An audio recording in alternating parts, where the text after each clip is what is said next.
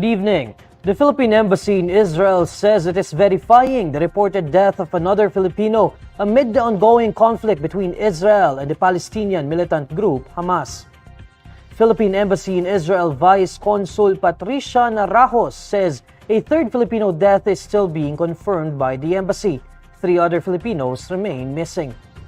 As of this morning, early morning, so of the 32 that was reported missing to us, to the embassy, there are 2 confirmed deaths, and so 1 reported death, but this is subject to confirmation by DNA evidence, and then there are still 3 missing, and 26 have been rescued so far.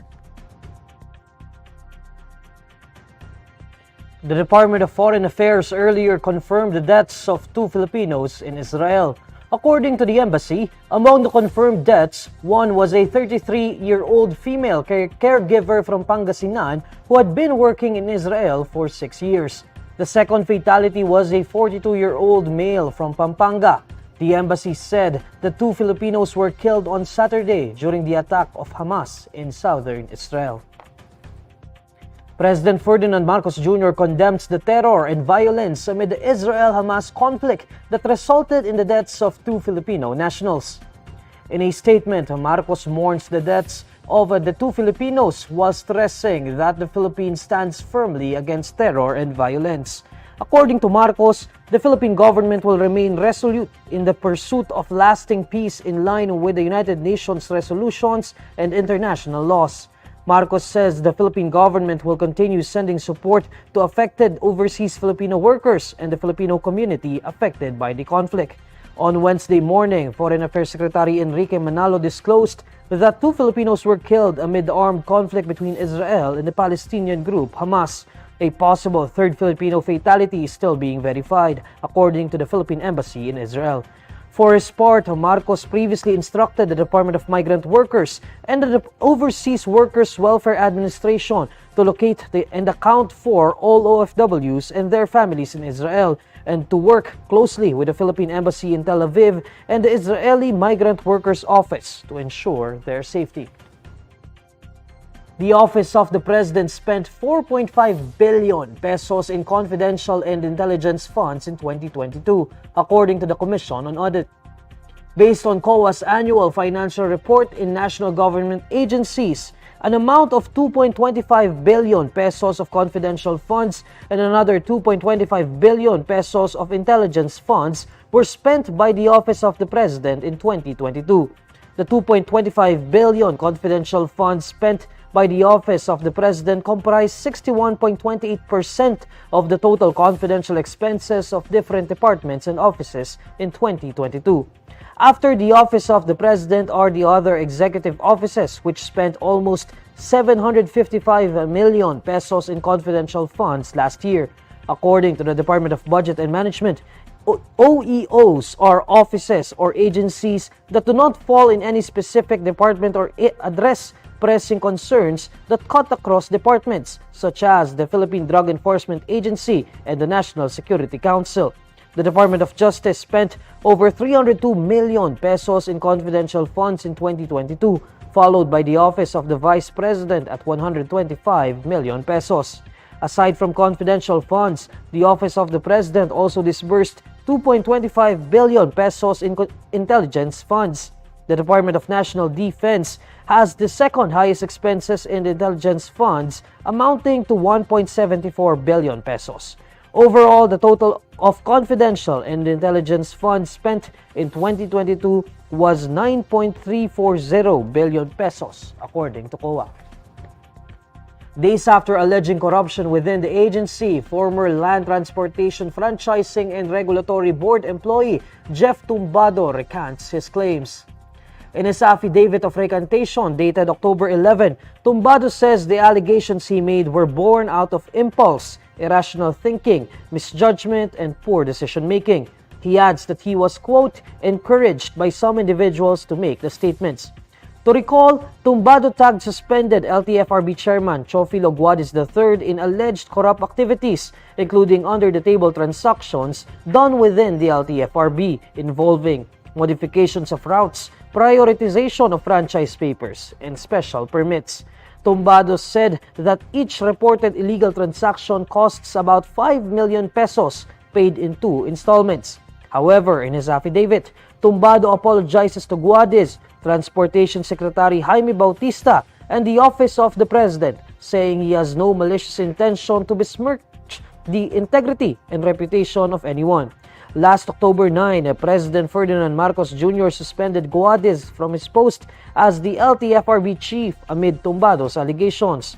For his part, Bautista vehemently denies involvement with the alleged corruption and irregularities in the LTFRB.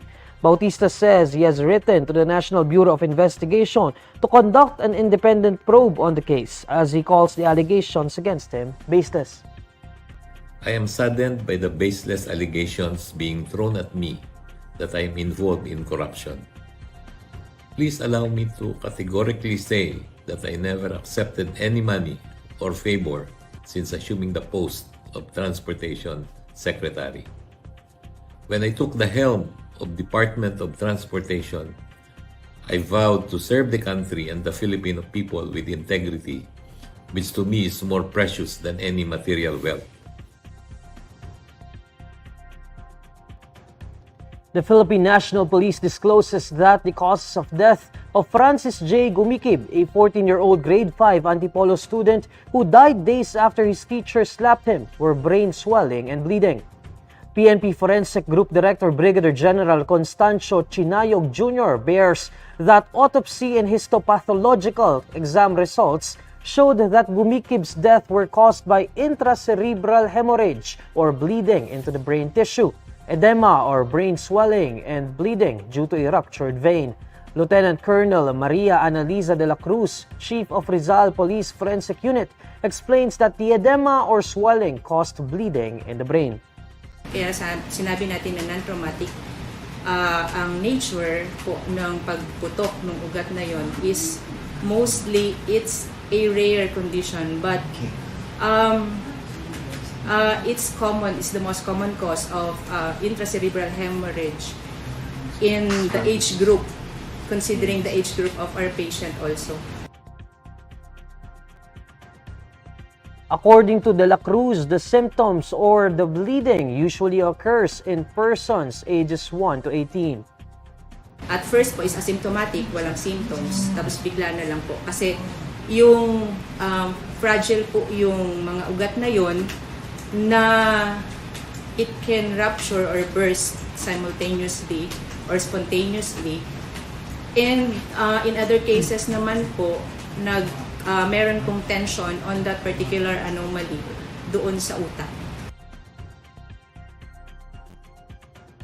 When asked if the teacher's slap had triggered Gumikib's cause of death, De La Cruz opted not to answer. She just said the autopsy result will speak for itself.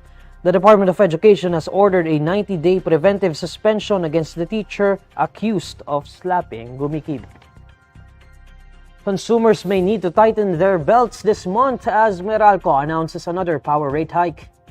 According to Meralco, the power rate went up for the second consecutive month in October by 42 centavos per kilowatt hour. This translates to an increase of 84 pesos in the total electricity bill of a customer consuming 200 kilowatt hours.